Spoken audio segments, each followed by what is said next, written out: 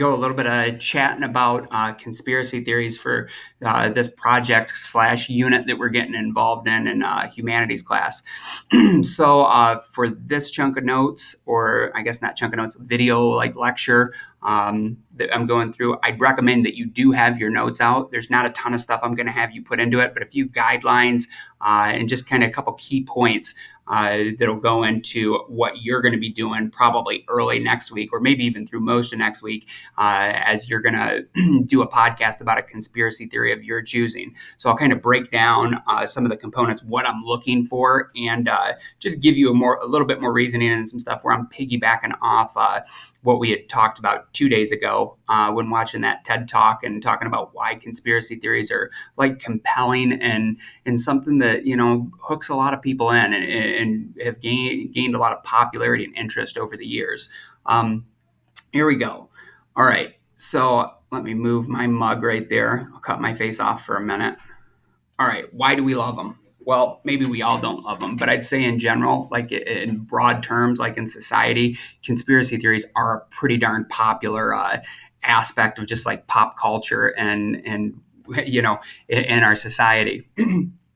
So a couple different things. Now, in the TED Talk the other day, she gave you like 2 reasons why they really catch on. And it's like the internet, just that information travels so quick. And it was just the narrative experience that people like really respond to stories and they like to feel like they're in the know. A few other things that I would tack into that. So you might want to just jot these in right with those other points if you had put them down the other day.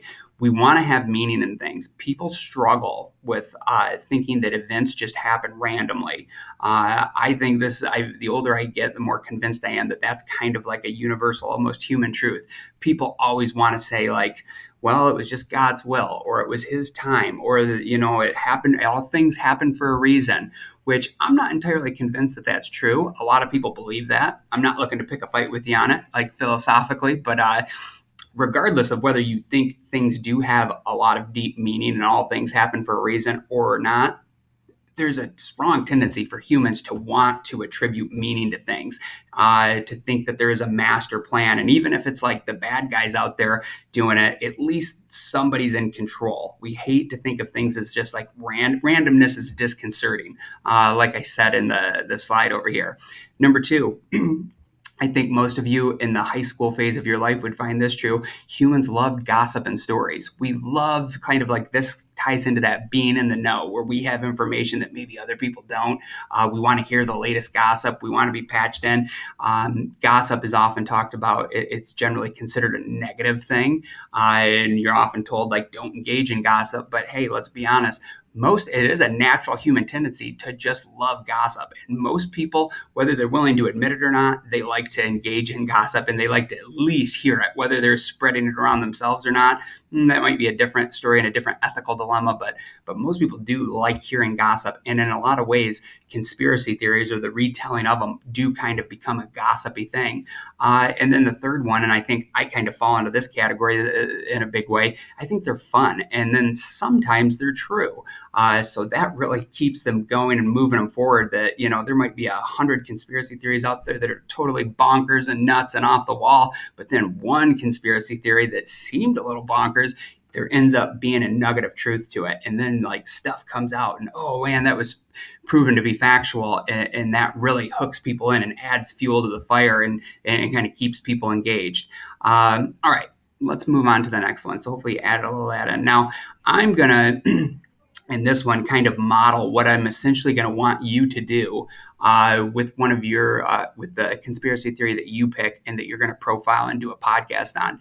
Now you could use like YouTube. I had everybody make that Anchor account yesterday.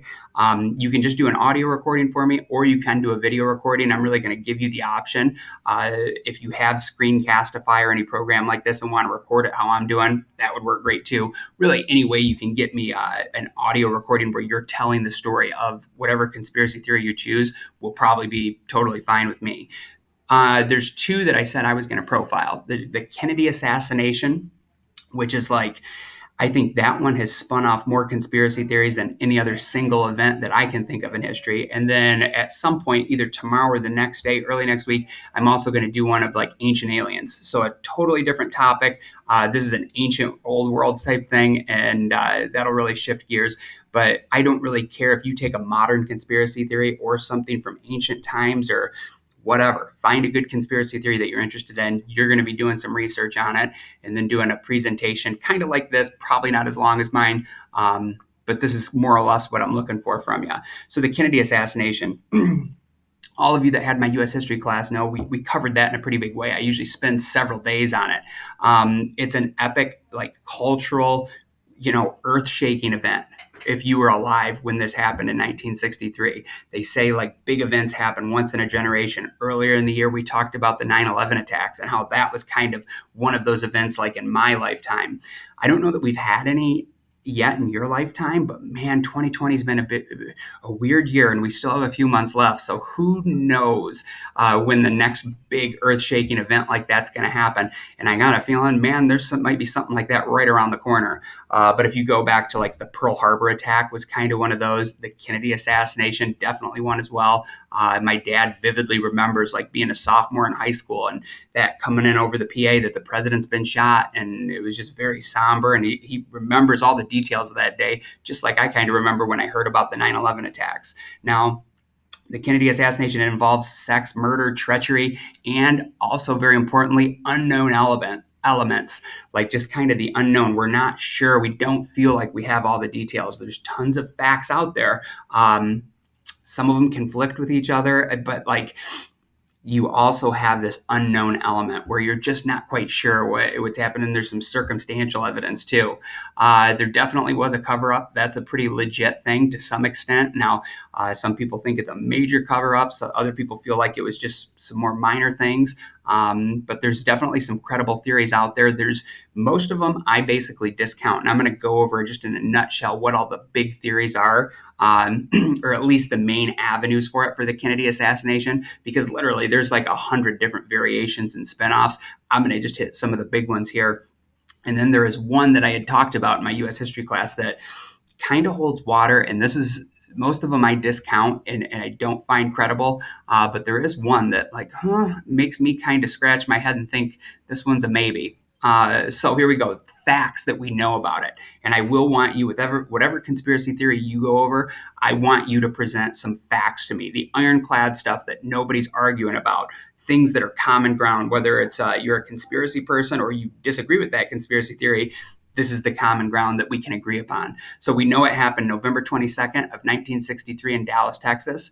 We know he was starting to campaign for his reelection. He had been president for basically 3 years of his first term and was coming up for reelection in 1964. So that was prime campaign time. It was all caught on film. That's why we really know so much as we do, is because this older guy, Abraham Zapruder, who was a big fan of Kennedy, was out there with his brand new camcorder at the time, which that was really new state-of-the-art technology for the 1960s, and he caught the whole thing on film. JFK had been president for 3 very tumultuous years. He gets talked about quite a bit, even though he's not even a 2-term president. And there are other guys that have been in that office way longer than him. He's still a pretty well-remembered president. And a part of that is the assassination. But another big part is he actually impacted history quite a bit. And there was some crazy stuff that went down in the 3 years he was president. It's probably the closest America ever came to a nuclear war. The Cold War was like really almost becoming a hot war. We were really tense with the Russians. So a lot of crazy stuff going on. And he had also made some controversial decisions that had made him a lot of enemies. So let's go through them. The first one is there's one big avenue of conspiracy theories here that's the Central Intelligence Agency. So it's like our own government did this, that they hated Kennedy, which is actually pretty true. There's quite a bit of evidence that the head-ups, the powerful guys in the CIA, were not a fan of Kennedy's foreign policy, and they wanted him out of there. They didn't think he was a good president, and they thought he was doing things to basically damage our standing in the Cold War, and that he was going to, permanently kind of hamper the U.S.'s ability to stand up to the Soviets. So these guys feel like they're patriots. They feel like Kennedy, he just shouldn't have been president. He won under shady circumstances, and we need to get this guy out of here and protect our country. It would maybe be kind of their mindset. Before they could get him out of there, they got to protect the country. There was the Bay of Pigs, which basically this was the president before Kennedy, Eisenhower, had planned to overthrow Castro, who was the communist dictator in Cuba. Kennedy comes in and realizes that, man, this could spark a whole war. Like the Soviets might come and rally to Cuba's aid, and we might end up, this could spiral out into World War III. All right. And this is only like less than 20 years after World War II. So that's fresh in everybody's mind. And Kennedy was a World War II veteran. He saw combat, got injured. He saved some guys' lives. He wants to avoid a war at all costs. So he cancels this like invasion of Cuba to overthrow this communist rival of America. And the guys in the CIA that had been planning it for years, they hate him for it. They are very, very critical of him. No doubt that they disagreed with him on that. And really, Kennedy was a Democrat. Most of the Republican Party was pretty critical of him. So there's always this conspiracy out there that maybe it was the Central Intelligence Agency. This is our spy agency. These guys have definitely planned like coups around the world and overthrown governments without a doubt. They've done a lot of shady things. They are kind of like the assassins and spies for the United States. So if anybody was capable of pulling off a big assassination like this and then also keeping it a secret, the CIA would be the group that would probably be capable of pulling that off. Now, past that, there's not a lot of ironclad, rock solid evidence that I can give to you. But there is that circumstantial evidence that they have the motive. They hated him. They didn't want him there. They had the means to do it. Now, did they do it? I don't know. All right, next one, the mafia. So the Kennedy family actually was quite rich before they got into politics. How did they get rich? They actually were bootleggers. Back in the 1920s, when alcohol was illegal, they made their millions off of bringing in whiskey and selling it illegally. So they were already kind of loosely affiliated with organized crime. Now, John F. Kennedy have never had anything to do with that. By the time he was born, Prohibition was done, or it was just ending. He would have been a little kid at the time, but his dad was definitely into it, Joe Kennedy, who had been a senator. Anyway, the Kennedy family always has had kind of some connections to organized crime, although I don't want you to say JFK was sitting around smoking cigars with, mafia bosses or anything like that. It wasn't quite like that, but there were those loose affiliations. Anyway, in the election of 1960, when Kennedy wins a super close election against Richard Nixon, a lot of shady stuff happened in the state of Illinois, right around the city of Chicago, which has always been a notoriously kind of corrupt city that's had a really strong mob influence. Well, apparently what had went down, one of Kennedy's friends, who was an entertainer who hung out with the mob quite a bit and would go sing at their clubs, had told the mob bosses there that, hey, you want the Kennedys to get in because they're cool. They're nice guys. They won't mess with you. They won't come after you and use the federal government to try to crack down on the illegal things you're doing. So apparently the theory goes that in certain precincts in Chicago, they basically went in and rigged the vote and made it come back 100% for Kennedy, even though that wasn't the case. And Illinois was an important swing state, and whoever won Illinois in that election was going to be president. Kennedy ended up winning it. He goes to be president, but there's always been some questions as to maybe Nixon actually legitimately won that state, and the mob stepped in and did some fraudulent vote counting things and swung it in Kennedy's direction. Well, when Kennedy is president, he appoints his brother, Bobby Kennedy, to be the attorney general. And Bobby Kennedy, almost from the beginning of his time in that office, starts going after the mob really hard and prosecuting them. So the mob guys are furious. They were like, hey, this is a bait and switch. You told us they would be cool to us and they would let us keep doing our business how it is. And now they're coming after us and locking our guys up and they're prosecuting us. So the mob definitely was irate. Now, the thing is, Kennedy never made that promise to the mob. It was somebody else did it on his behalf. And then that guy really looks like a fool and he's in trouble with the mob. But the mob still feels like they were shorted. And there was always that allegation that Kennedy actually knew about it, but he just wouldn't admit to it publicly. And then, these mob guys are really mad and furious, and obviously they're not afraid of doing shady things or taking somebody out if it's a rival, and that maybe the mafia was behind it. Again, not a lot of ironclad evidence after that, but there definitely was that motive. The mob was mad at him. They felt like they had been cheated, and they probably had the means because they are organized crime. All right, the Russians. Now we're at the height of the Cold War. You had the Bay of Pigs invasion, which even though Kennedy had kind of canceled it, he didn't totally stop it. So we have huge tensions with Cuba. Kennedy went over and gave a speech in Berlin when that was really heating up. And remember, the city of Berlin had been divided between the communist half and then like the free American half. He and the guy behind me on the poster, Nikita Khrushchev, who was the leader of the Soviet Union, didn't like each other much. They were always making comments, kind of getting at each other's throat. The Cuban Missile Crisis happened, where, again, Cuba's heating up, where the Russians are trying to put nukes there that could hit basically any American city. It's the closest, the Cuban Missile Crisis was the closest the world ever came to an all-out nuclear exchange in World War III. At the last minute, it kind of chills out, but that almost happened. History would have played out way differently if the Cuban Missile Crisis had kind of gone the other way and become like a hot conflict. So there's always this thought that the Russians might have been behind it because they thought Kennedy was kind of a young punk kid, but he was also reckless in that he was not like a stable kind of calming influence in there. And Kennedy was always, when he was running for election, was perceived as weak on communism. So he always had to like overcompensate and try to appear to be tougher than he was because he didn't want voters thinking he was weak on communism. You know what I mean? He's fighting that like kind of shortcoming in his image.